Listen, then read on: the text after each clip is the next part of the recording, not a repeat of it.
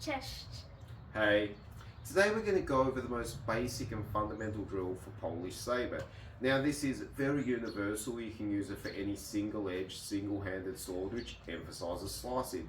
You've probably seen this action as in many films, often fighters will break away and just start going at it because it is a cyclical action and a cyclical drill. You can just keep going through it. It makes an excellent warm-up and there's a lot of variations and we're going to detail them too. Anyway, like I say, we're not really masters, we're just amateur enthusiasts, and I hope you can learn with us and I hope you enjoy. So essentially this drill only has two elements. One person will do the classic #1 cut, the other person will respond with a hanging parry and then rolls a reverse. So I'll begin with cut 1, here, and she comes. Then I go, and she comes. Then I go, and she comes. Go, go, go, go, go. Now you notice we usually do it with a lunge, then back, lunge, then back. However, you can turn this into a full step, a much larger step if you want to. You can do this on every variation. So I'll be right the way back here.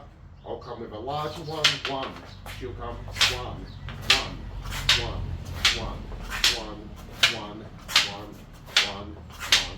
one. That's basically what it looks like. Now there's quite a few variations. The first one is just using very big full arm swings, more military British Saber style. So I'll come with the big swing, one, she comes back with a big swing, down, down, down, down, down, down, down, down, and one more. Wow.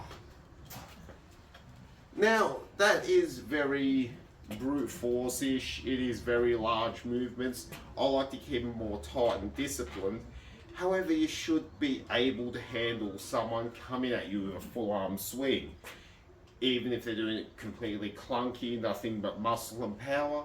Because if you never drill that way, if some idiot comes in and just does a big brute swing and you collapse under the pressure because you're not used to feeling that kind of force, well, then you're going to be very embarrassed. Okay, so that's the basic way to do it. That's the basic pattern. Now, before we just performed it with a fixed grip, a swinging from the shoulder, and a static hanging guard like that. Now, you can add finger movement, which is my preferred method, which is why I'm a little bit clunky at just swinging with my shoulder.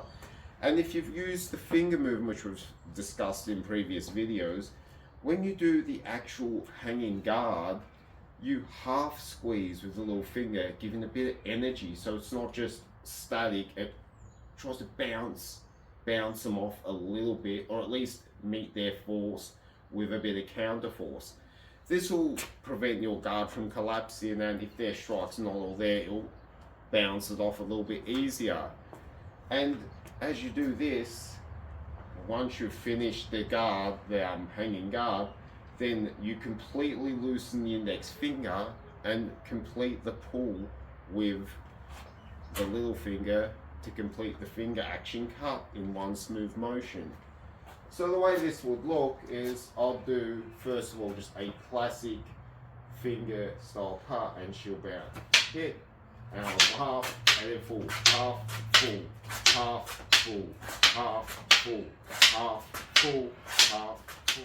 Another thing you'll notice about using the fingers in the way we just did is the sword, where it gets angled a little bit more. It's not completely flat. You have a bit more of this angle when you do the parry.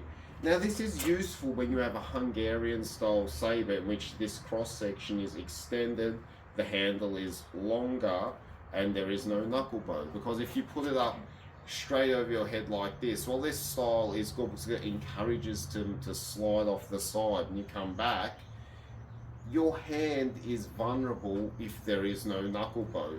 So many times you'll see the Hungarian style in perform this exact same motion, rather than it being either flat or if anything angled a little bit this way.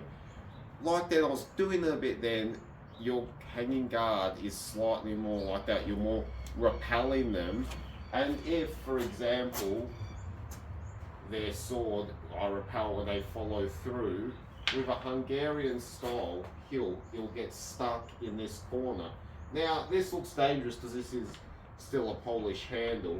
However, the Hungarians have a longer handle, so often their hand will be a little further back, and this is a lot more longer and beefier, so you can catch them here, and then you can retaliate quite easily with a more horizontal cut. So if you bounce them off here, you can break the cycle. If we're just going like lightly, 1, 2, and if I get trapped here, I can break the cycle and keep my sword trapped rather than coming down. Oh, this sword's bang, just go straight out flat.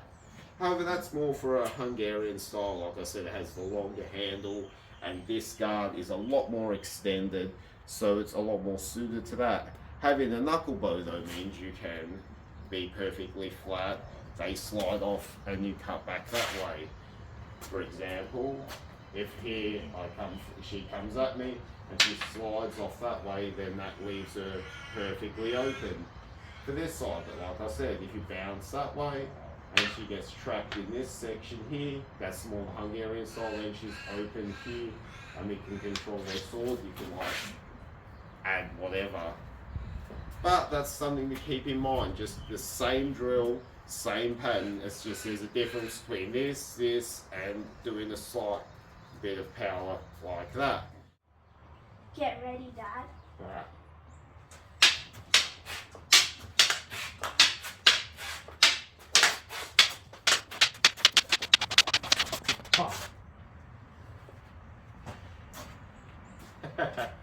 Well, there you have it. It's just the most basic drill. Just use it as a warm-up. Have a bit of fun with it.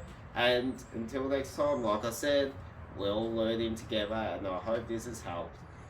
See you next time. Do widzenia.